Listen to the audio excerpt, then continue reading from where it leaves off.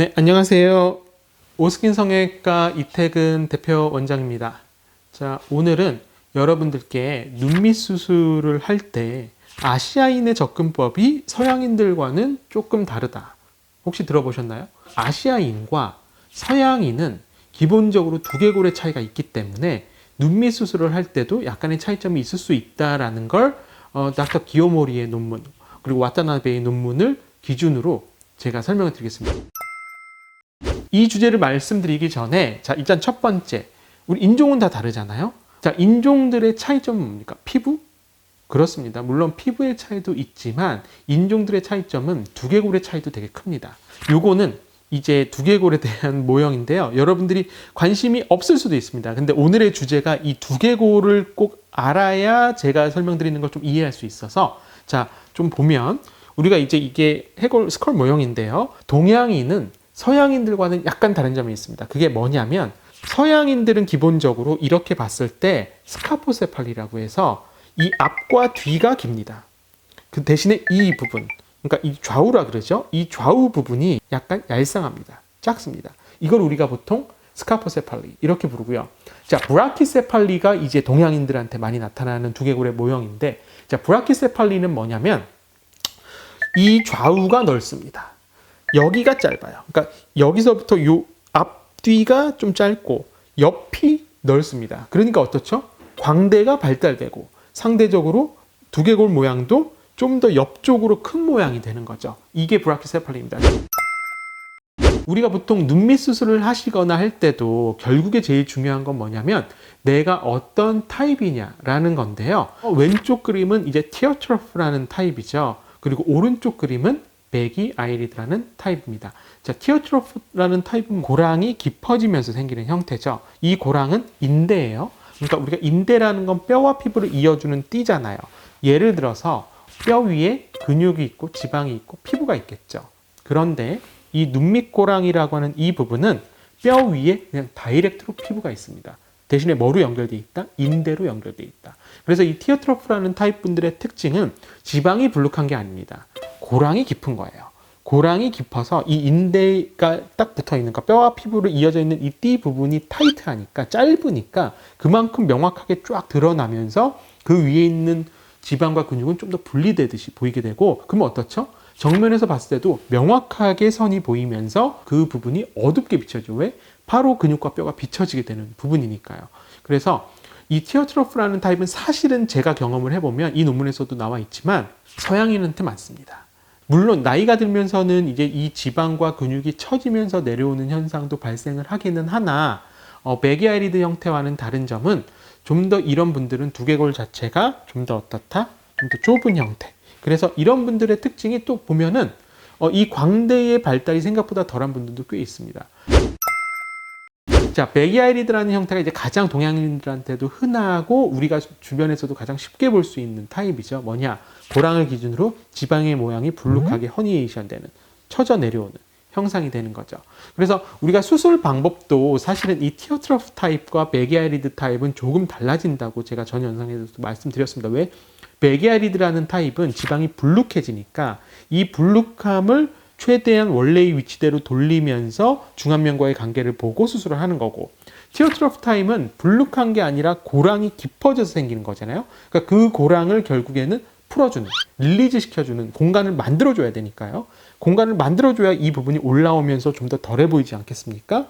그래서 그 부분을 지방을 재배치시켜준다거나 혹은 지방을 이식해서 그 공간을 좀 더 타이트한 공간을 릴리즈 시켜주는, 넓혀주는 역할을 하게 되는 거죠. 근데 여기서도 중요한 건 오늘의 주제지만 두개골의 모양과 눈 밑의 모양이 오는 현상이 연관성이 있다. 자, 이 사진을 보면 조금 여러분들이 헷갈릴 수 있습니다. 4개의 사진인데 지금 왼쪽 편에 있는 A씨의 사진이 수술 전의 사진이고요. BD의 사진은 수술 후의 사진입니다. 근데 왜 수술 사진이 4개냐? 왜냐하면 광도를 좀 낮게, 그러니까 어두운 환경에서 찍은 것과 밝은 환경에서 찍은 거를 여러분들한테 보여드리려고 일부러 이렇게 보여드리는 겁니다. 왜냐하면 눈밑은 단순하게 밝게만 찍는다고 되는 부분이 아니거든요. 그래서 자, A씨는 수술 전의 사진인데 이분 볼게요. 이분 어떤가요? 이분은 전형적인 약간의 동양인 형태를 가지고 있는 분인데 대신에 이제 눈 밑에 있는 지방의 허니에이션, 불룩하게 처져 내려오면서 생기는 현상이고 지방의 재배치와 그 다음에 지방의 제거가 함께 일어난 분입니다. 근데 이제 지방을 재배치할 때도 경막이 약화되신 분들은 이제 경막을 강화를 같이 시켜줘야 되기 때문에 왜? 지방을 둘러싸는 이 경막이라는 조직이 약해지면서 지방의 허니에이션 나오는 현상은 더 심해질 수밖에 없거든요. 그래서 이분은 눈 밑에 있는 지방 재배치와 제거 수술을 함께 진행하셨던 분입니다. 그래서 왼쪽 오른쪽 사진 보시면 되실 것 같고요. 이분 볼게요. 이분은 아까 앞에 분과 지금 사진 보면 어떤가요? 약간 좀 얄쌍한 느낌 들지 않으시나요? 그렇습니다. 이분도 약간의 전형적인 동양인처럼 이렇게 이 부분이 넓다라기보다는 좀 더 스카포세팔리, 서양인들처럼 조금 앞뒤로 좀 이렇게 큰 그러니까 그런 형태가 되고 앞에서 봤을 때는 좀 더 얼굴이 좀 더 작아 보이는 형태의 분입니다. 이분 보면 이분은 지방의 불룩함이 아니죠. 눈밑고랑 인대라는 이 티어트로프라는 부분이 타이트해지면서 생기는 현상이고 이런 티어트로프 타입 분들은 일단은 고랑 부분이 명확해서 옵니다. 저는 예전부터도 이 띠가 명확했고 웃을 때도 이 띠가 더 명확해지는 것 같고 자 그럼 어떤가요? 이 띠가 결국에는 티어트로프라는 부분이고 이 인대가 타이트해지면서 생기는 현상이기 때문에 얘를 풀어준다 그랬잖아요.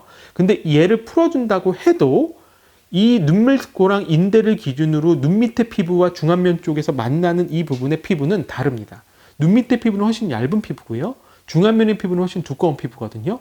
그래서 수술을 하더라도 눈 밑쪽의 피부의 두께 때문에 생기는 중안면과의 격차는 이거는 수술로서 해결할 수가 없습니다.